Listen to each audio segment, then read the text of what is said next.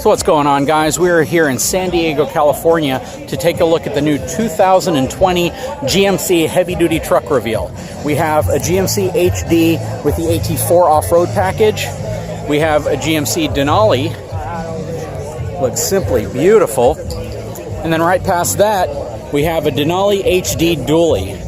This thing looks amazing. I was a little skeptical to what the grille would look like, especially in comparison to the Chevy HD that was recently launched, but it appears they nailed it here. That grille looks simply massive.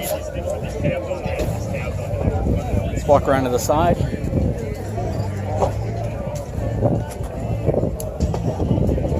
Still uses a coated frame. It has 3 overload leafs, the real thin ones up top, and then it has 4 main leaf springs in the pack.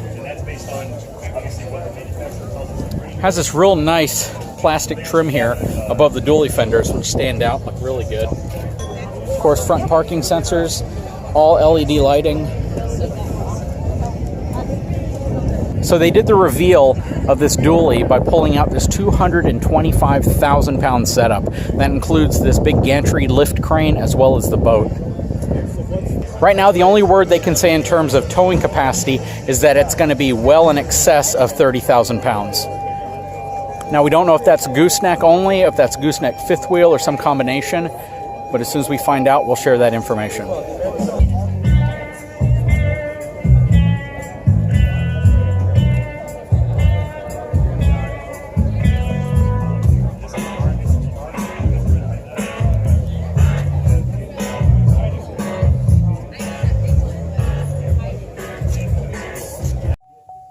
So now we're inside of this truck. Has the 8-inch display. No blank spots at all. Very nice. Everything's filled out really well. I really like how they put the accent lighting around the AC controls here. 12 volt outlet, 110 outlet, trailer brake controller, push button start. Beautiful interior to this truck. This whole area back here is a screen. So all of that is a screen. On this side, you have your 4-wheel drive controls and your different trailering modes right here. Power locks, memory seats, and you have the ability to fold your mirrors in remotely. So it's just one button. You press this little button right here and they will slide out. You press it again and they slide in, and then you can fold the mirrors in by pressing this button right here. They added a lot of the things people wanted to this truck. And the rear view mirror is actually a camera, so you don't have to specifically worry about something blocking the back. It's an actual camera.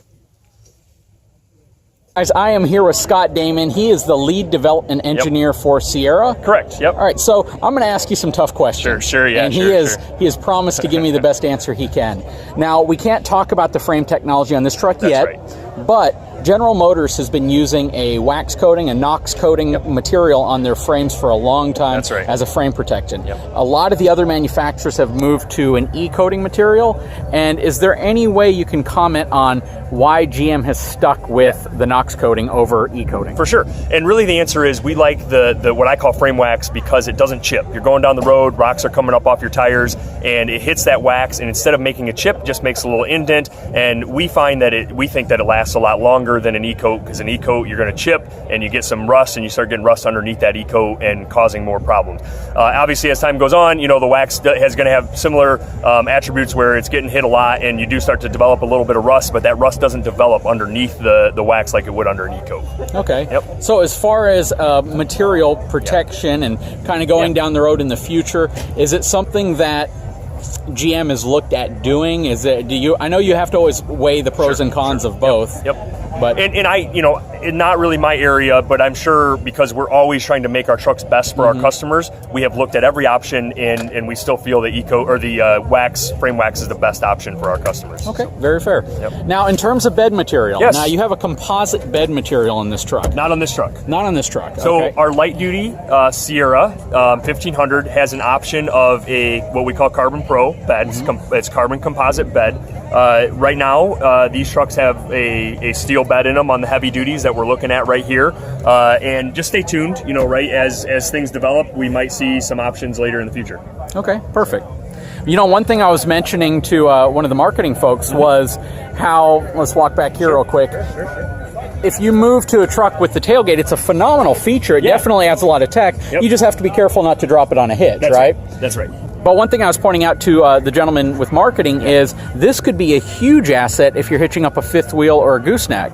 To be able to go closer to your hitch to get your chains and everything in place. And I haven't heard a lot about that, but is that part of what this technology was? We have some shows coming up where we're going to really talk about the trailering technology and what we've done to make trailering easier for our customers, and we'll get into all those kind of details at that time. But you nailed it, right? This, we call this has 6 functions, but it's really infinite. The customer is going to find all kinds of cool and crazy things to do with this, and you're totally right. As you swing it down, you flip down the intermediate gate, and you can actually get closer while you're hooking up your fifth wheel. And I've done it many times while we're testing and doing other things, so it's very cool. Yep, absolutely. Cool. Now, the cab design looks like it's a carryover of the half-ton. The new half-ton, am I right by that? Similar, yep. So you're getting a lot more rear seat legroom in this than you would in the outgoing model. That's right. You're gaining 3 inches. So similar type of legroom gain as our light duty, but we're gaining about 3 inches in the rear. I'm a pretty tall guy. I can sit actually with my seat all the way back and another tall person sit right behind me. Plenty of legroom. So it was something that we really needed to do, and we brought it over to the heavy duty line as well. Absolutely, and that's a huge perk. Anybody sitting in the back seat will tell you on a long trip having those 3 extra inches means a lot. So while we're here, another thing to touch on is rear vents, which is a big thing, right? Yes, sir. And we know, you know, it takes a while for design iterations to happen, but we knew we were missing that. And getting rear vents in, this truck actually has heated seats in the rear, so heated seats in the rear, but you actually make that rear seat more comfortable for passengers. So interestingly enough, I'm an engineer, and when I looked at the development of the previous GMC trucks that did not have AC vents, I thought, you know what, some engineers said we have enough cubic volume of air coming from the front to the back, but we need to put the vents back, and you guys listen to that. And the blower is X or something, right? Yeah, and it was plenty big. Yeah, so of course, you know, under seat storage, and we have an option for an accessory lockable under seat storage. You saw that on the light duty. And then in seat storage here. I actually love putting like tie straps in there. The small like 1-inch tie straps fit in there. Awesome. Some plastic or rubber in the bottom so they don't bang around. I'm in Texas, so you can kind of guess what people. I won't say anything further on that. And almost completely flat floor. So the floor is very, very. I don't see. You see a little hump there, but it's not much. That's right. Very low profile. Again, make it comfortable. If you end up with 3 people in the back, it's going to be even more comfortable back there. We can do that because our frame rail is tall, right? So we don't need as much into the cab inside here for a bump. One thing I also noticed is it looks like the step-up height into your truck is a little bit lower than like a Ford. Because on a Ford, it looks like the whole cab is kind of elevated above the frame, so you have to step up really high to get into the truck. It's always a balance on a heavy-duty truck of height and towing capability versus, you know, the trucks keep getting taller and taller and taller. So obviously with an assist step, heavy-duty is going to be a little higher than a light duty, but it is pretty comfortable for somebody. And then we do things like side steps, right? Absolutely. So you can get into the bed. We talked about the multi-pro rear gate, right? Having that step, and we also still have the corner steps in the bumper, very similar to light duty, taller. So people with steel toe boots can get their boots in there. Another feedback from our customers, like, hey, can't get my steel toe boot into that, you know, corner bumper step, so we made it taller. So let's check this out. They moved the DEF tank. So we, again, hearing from our customers, we try to get as much feedback from customers as possible. We heard you loud and clear. DEF tank location fill was not great. It's here. Also, if we go to the other side of the truck, you notice it's not hanging down below the frame. I noticed that in some of the earlier pictures I took. So is the DEF tank back here near the fuel tank it's on area? this side near the fuel tank, Perfect. That's amazing. Anything new that you can talk about in terms of maybe subtleties? Anything small that people generally would miss that was put into this truck thoughtful? So subtle things. Push button start now. Power mirrors both in and out and folding. Task lighting that shines backwards. Task lighting in the bed on top. Full view mirror. Other subtle things. How about the plug for the block heater? Oh, show me it. Do you see it? The plug it's right in front of the front wheel. Oh yeah. So just making life a little easier for a customer. So that is cool. So that is the block heater plug. You don't have it dangling out the front on a zip tie anymore.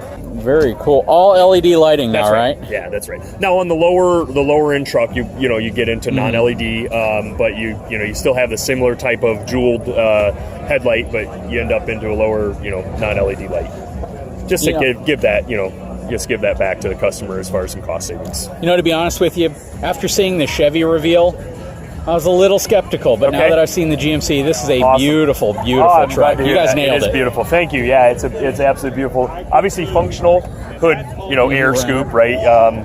Just like the current truck.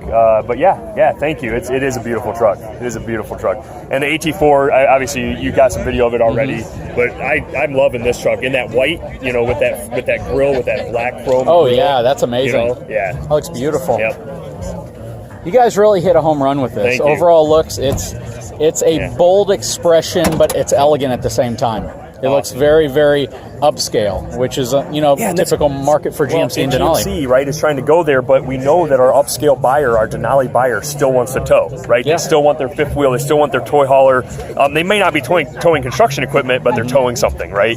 So that's exactly right. Now, I asked a question to the marketing gentleman, Yes, and sir. he didn't know the answer at the time, so if you do or don't, just let me know. In terms of well in excess of 30,000 pounds, I know you can't talk about specifics now, but do you know if that's going to be fifth wheel and gooseneck, or is that going to be gooseneck only at this point? Don't know the answer. Okay. I don't, and I really truly don't.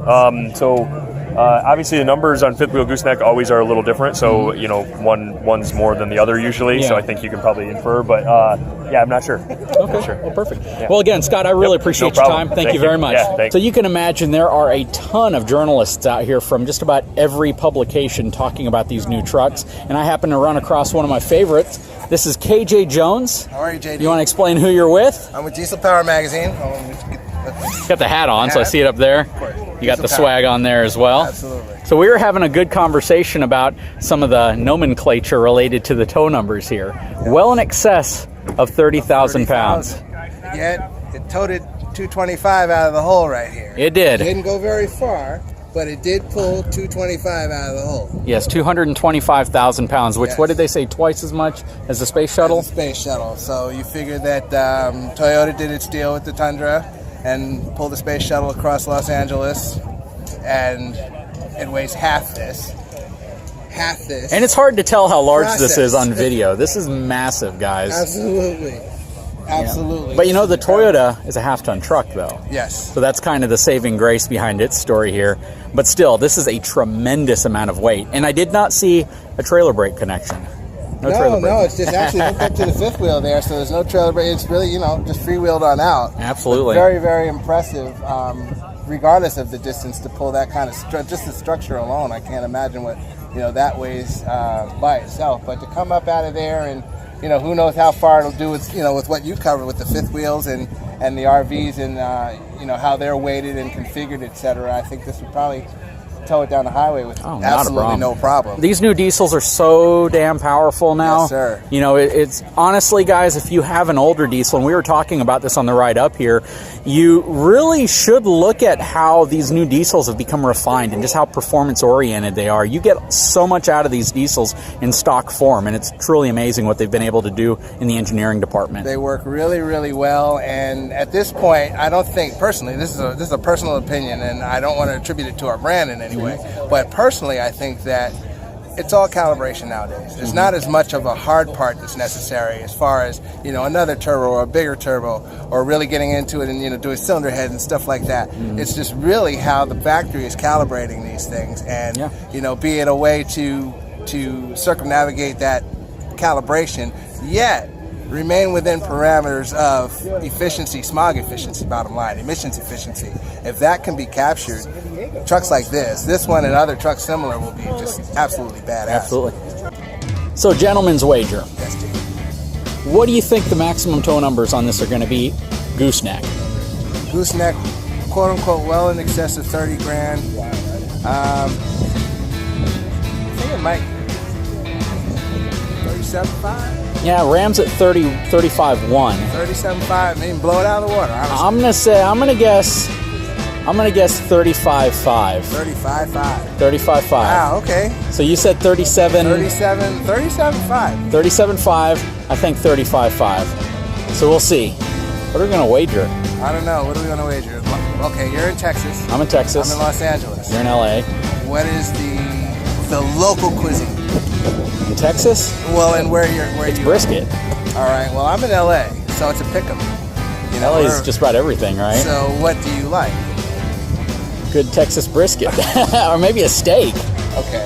Well, we'll find a good Texas brisket place versus an LA steak place of Surprise steak. me. I will. Yeah, I that'll will. work. All right. All right, guys. KJ, always good to run into you. You too, man. Yeah, we'll talk to you guys soon.